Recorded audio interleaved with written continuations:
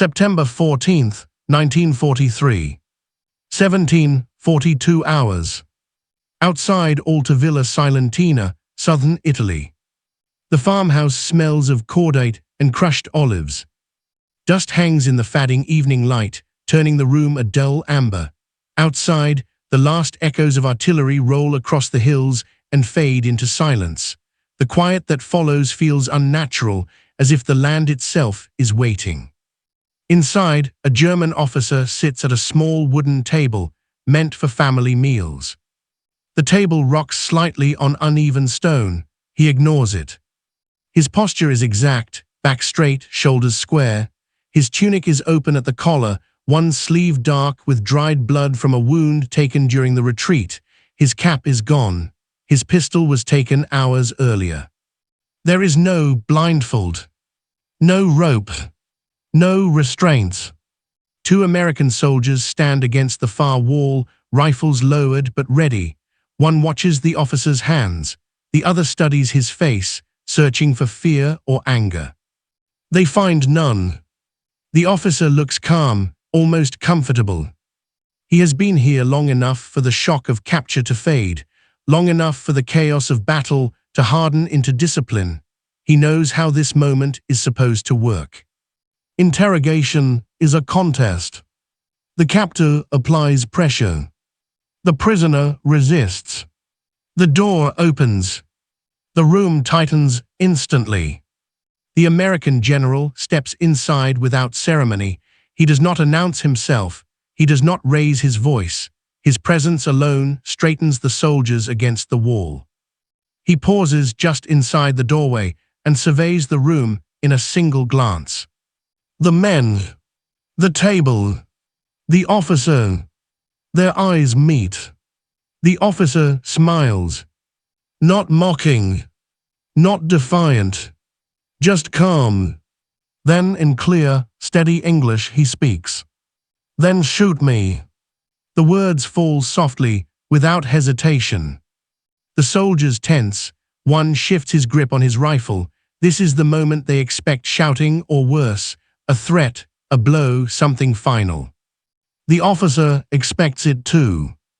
By offering death, he believes he has taken control. He has removed leverage. If he is willing to die, what can they do to him? The general looks at him for a long second. Then he does nothing. No anger. No reply.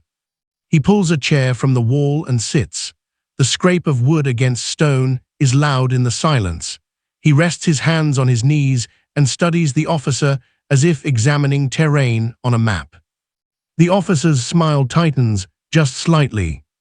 This is not the response he prepared for. The general stands again and turns toward the door. Leave him, he says quietly. The soldiers hesitate, then obey. One by one they exit. The door closes behind them. The officer is alone. Not in a cell. Not in chains. Just alone with the table, the dust, and the cooling air. Outside, the war continues.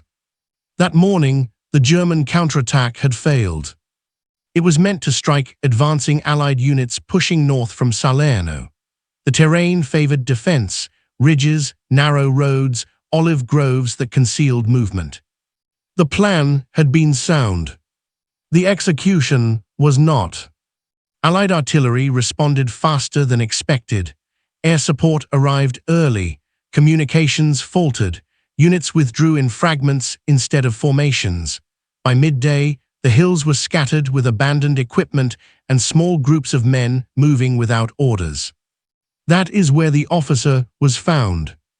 Crouched behind a low stone wall, wounded but alive, his pistol empty.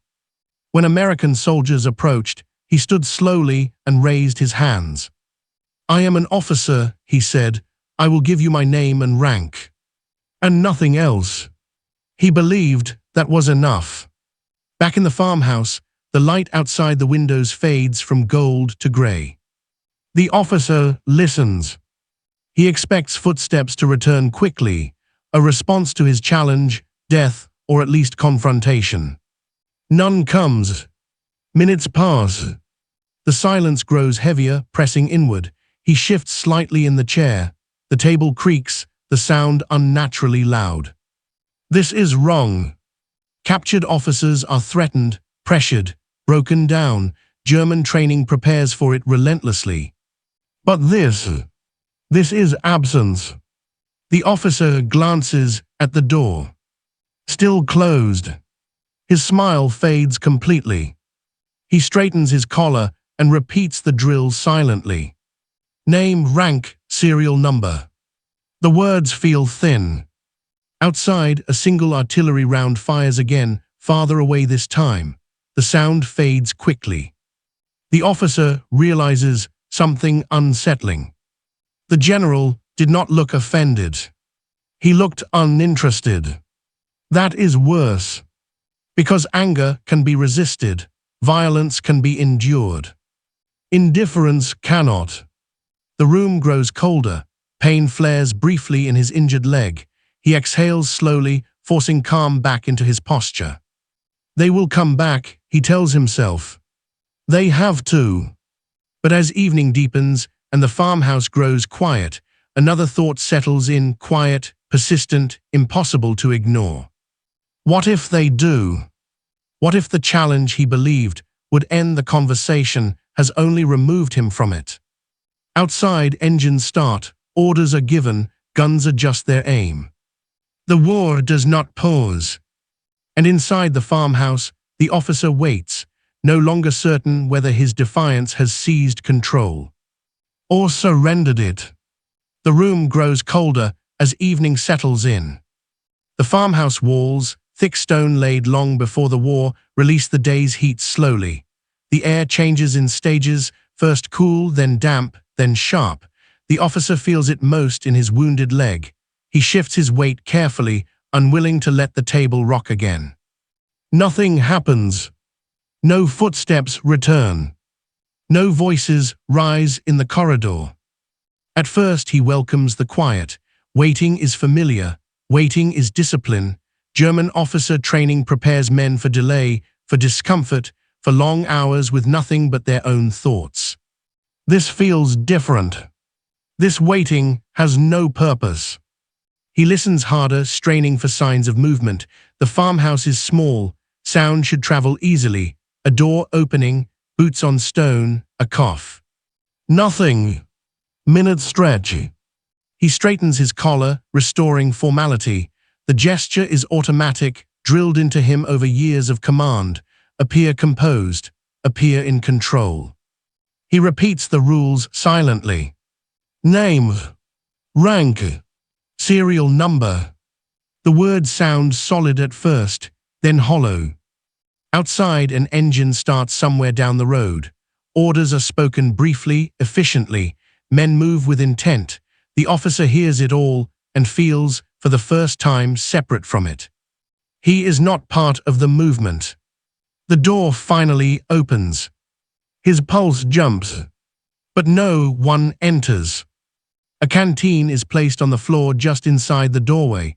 The soldier's hand withdraws. Footsteps retreat. Water. No guard. No escort. The officer stares at it for several seconds before bending to pick it up. He drinks slowly, deliberately. The water is lukewarm, metallic, but welcome. When he looks back down the corridor, it is empty. He closes the door. This is not neglect. It is control. They are not rushing. They are not pressing. They are letting time do the work.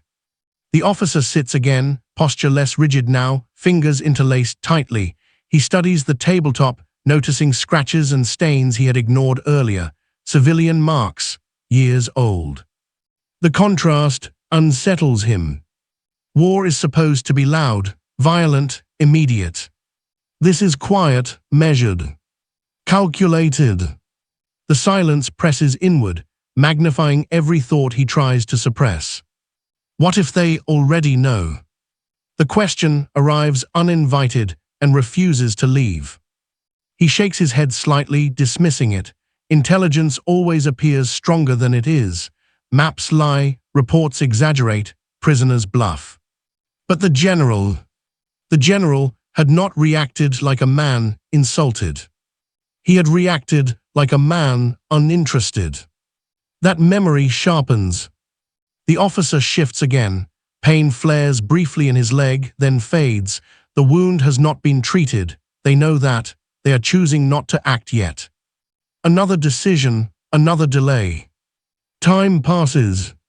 He stops counting it. The room darkens further. Shadows climb the walls. Night insects hum faintly outside the window. Still no questions. The officer realizes something unsettling.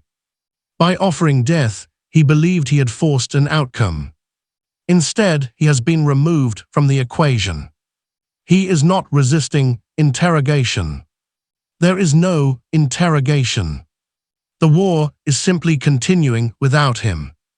That thought tightens his chest. Captured officers expect pressure, expect confrontation, expect to be fought over like a resource. Being ignored is worse, because it suggests replacement. He stands abruptly and paces 3 steps to the wall, 3 steps back. His limp has worsened, forcing him to move slowly, deliberately. Each turn feels heavier than the last. He stops and looks at the door. Still closed. For the first time since his capture, a crack forms in his certainty. Not fear. Doubt. What if this silence is not temporary? What if this is the point? Outside, another vehicle passes. Another order is given. Somewhere, guns are being repositioned. The officer hears it all and understands, dimly, that information is already losing value by the minute. Time is no longer neutral. It is working against him. He returns to the chair and sits, hands flat on the table, breathing slow and controlled. He tells himself this is still manageable, that they will come back, that this is simply a phase. But the silence remains. Unbroken. Unhurried. And for the first time, the officer wonders not how long he can resist, but how long he can endure being unnecessary. Morning arrives quietly. Light slips through the farmhouse window in thin bands, revealing dust in the air and the faint outline of the hills beyond. The officer notices it not by sight at first, but by temperature. The cold of the night eases, replaced by a dull, aching chill that settles into his bones. He has not slept. His eyes burn, but his mind refuses rest. Every sound outside pulls at his attention: boots on gravel, a truck starting, a brief exchange of voices. Each one confirms the same thing. The war is moving, and he is not part of it. The door opens shortly after sunrise. 2 soldiers enter with a medic. No questions are asked. No explanation is offered. The medic kneels and begins cutting away fabric from the officer's wounded leg. "Hold still," the medic says, already working. The officer stiffens. Why now? The medic does not look up, because if it festers, you won't walk. The wound is cleaned, bandaged, treated with professional efficiency. It hurts, but not as much as the realization settling in. They are not preparing him for execution. They are preparing him for time. The medic finishes, stands, and leaves with the soldiers. The door closes again. The officer stares down at the clean white bandage. Alive. Maintained. Still waiting. Outside, the American general stands near a folding table set up beneath an olive tree. Maps are spread across it, weighed down by stones. Runners move in and out, delivering messages. Radios crackle briefly, then fall silent. An intelligence officer approaches. "Sir, artillery units are repositioned. Northern Ridge will be covered within the hour." The general nods. Any movement from their reserves? None detected. The general glances toward the farmhouse. Good. The intelligence officer hesitates, and the prisoner. The general does not look up. He'll speak when he understands he's already behind. Inside, the officer hears the guns begin. Not sporadic fire. not ranging shots. This is deliberate. Each round lands with purpose, spaced evenly, the sound rolling across the hills in a pattern he recognizes instantly. Preparation fire. He knows the terrain too well not to, the ridge to the north, the fallback positions hastily prepared after the counterattack failed, positions chosen for cover, for concealment, for time. Positions now being dismantled. The officer closes his eyes and listens. Each impact feels closer than the last, not physically, but mentally. He can see it all without effort. Men pressed into shallow earthworks, radios crackling uselessly, officers shouting orders already outdated. Orders he helped write. The door opens again. The general enters alone. He does not interrupt the sound of the guns. He lets them speak first. "They'll stop soon," the general says calmly, "once the batteries finish adjusting." The officer does not answer. The general studies him, the rigid posture, the sleepless eyes, the bandaged leg. "You hear it now," the general continues. "That's the sound of being late." The officer's jaw tightens. "You think this frightens me," he says. "No," the general replies. "I think it informs you." Silence settles again, but it no longer feels empty. It feels weighted. "What happens if I say nothing?" the officer asks quietly. "You'll be transferred," the general answers without hesitation, "treated properly, forgotten." The word lands harder than any threat. "And if I speak, then you help us end this sector faster." The officer exhales slowly. The shelling outside continues, steady and methodical. Then, just as suddenly, it stops. The silence that follows is sharper than the noise. The officer understands what that means. The move is complete. He has missed the window. The general turns toward the door. "General," the officer says. The general pauses, hand on the frame. "You said you were moving regardless," the officer says, "with or without me." "That's right. And if you're wrong?" The general turns back. "Then men die," he says evenly. "That happens whether you speak or not." He opens the door. "Decide what you want to be responsible for." The door closes. The officer remains standing in the center of the room. Responsible. Not heroic. Not defiant. Responsible. The weight of it settles slowly, inescapably. His silence is no longer resistance. It is delay. And delay kills. Outside, engines start again. Orders are issued. Somewhere, men are moving into positions they will not leave easily. The officer returns to the chair and sits heavily, staring at the table. For the first time since his capture, the outcome no longer feels distant or abstract. It feels immediate. And it feels final. The officer remains seated long after the door closes.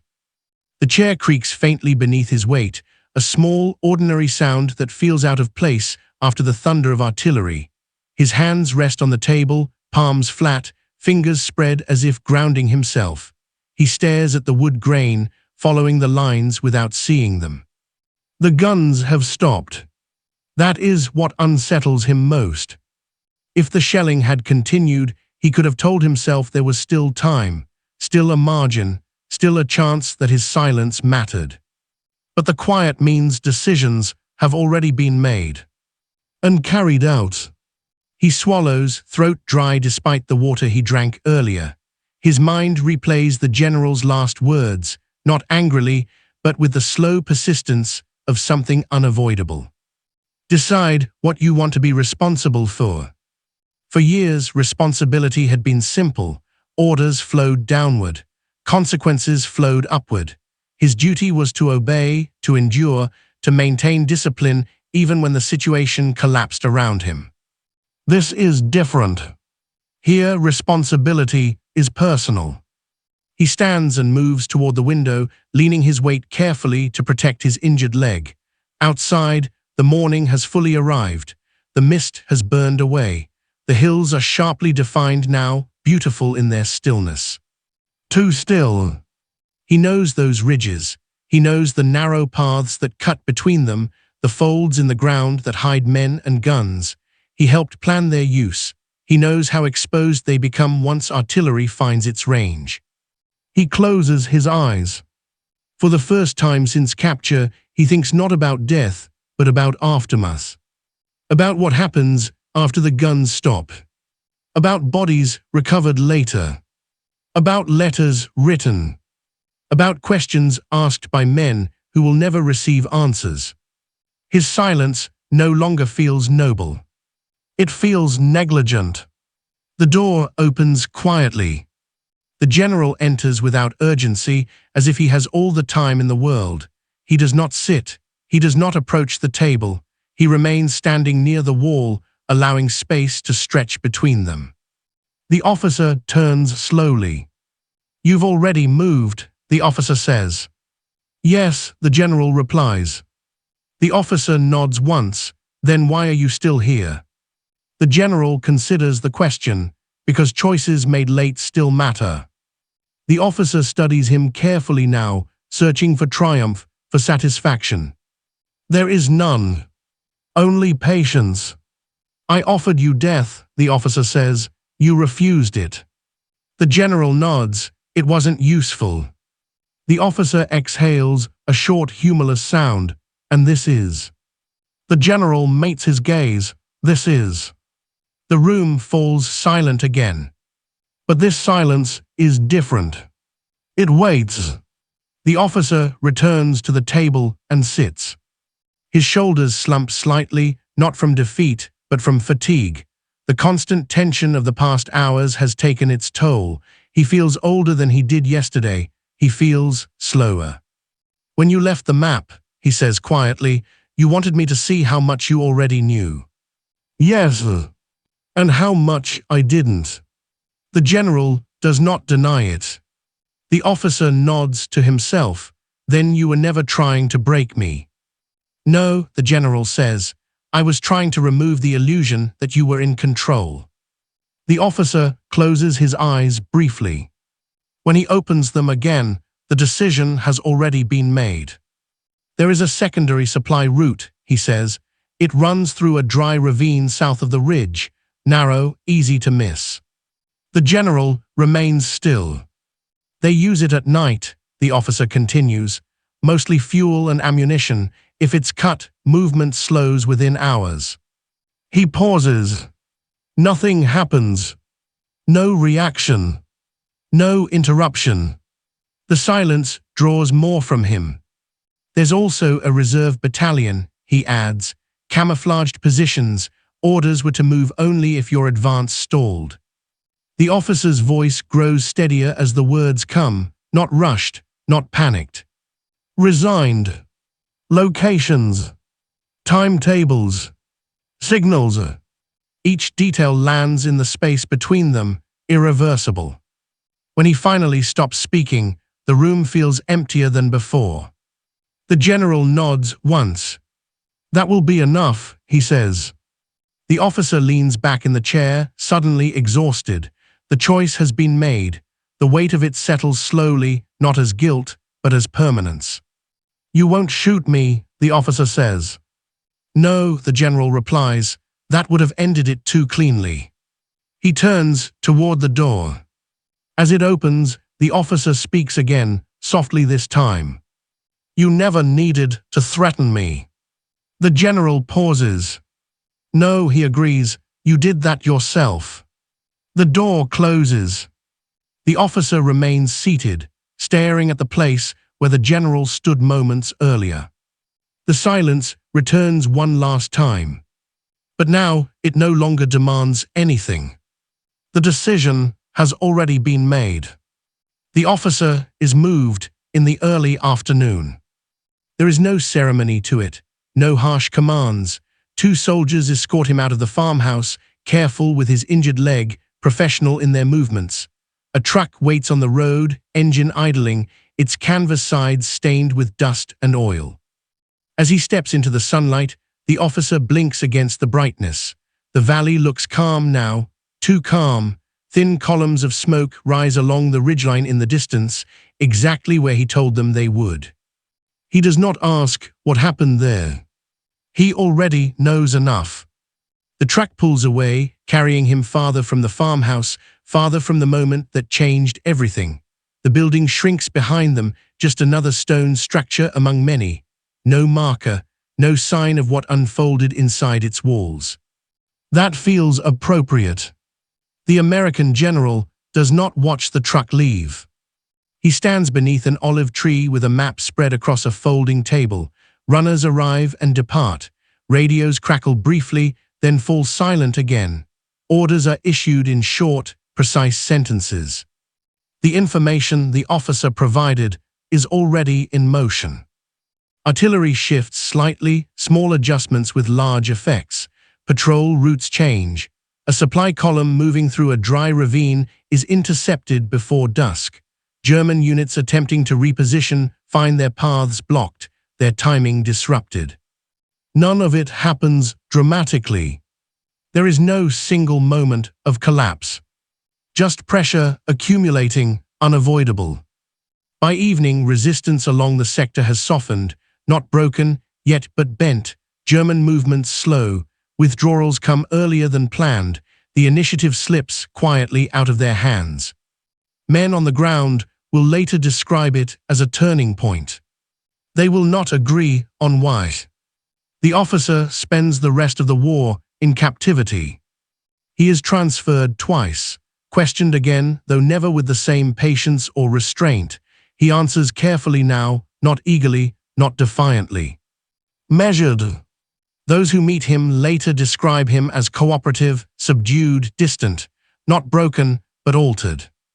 When asked about his capture, he does not speak of the firefight, or the wound, or the retreat through the hills.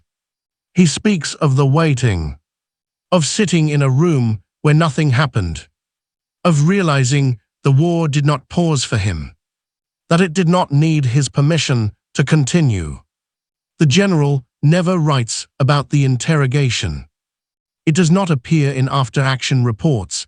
It earns no commendation. There is no official record of the conversation, only its effects.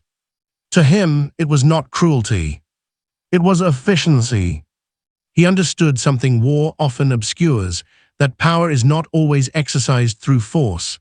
Sometimes it is exercised through restraint, through timing, through refusing to give an opponent the ending they expect. The officer had offered death. The general had offered something else. To be ignored, to be overtaken, to be made irrelevant while events unfolded without him. No shot was fired in that farmhouse. No threat was spoken. And yet the consequences traveled far beyond its walls, into the hills, into the ridges, into the course of the campaign itself. Years later, long after the war has ended, veterans will talk about Italy as a campaign of slow pressure and hard choices, of moments where progress came not from bold attacks, but from small decisions made quietly, deliberately. This was one of those moments. A reminder that resistance can be crushed without violence, that authority does not always announce itself, and that sometimes the most devastating thing you can do to an enemy is not to kill him, but to let the world move on without him.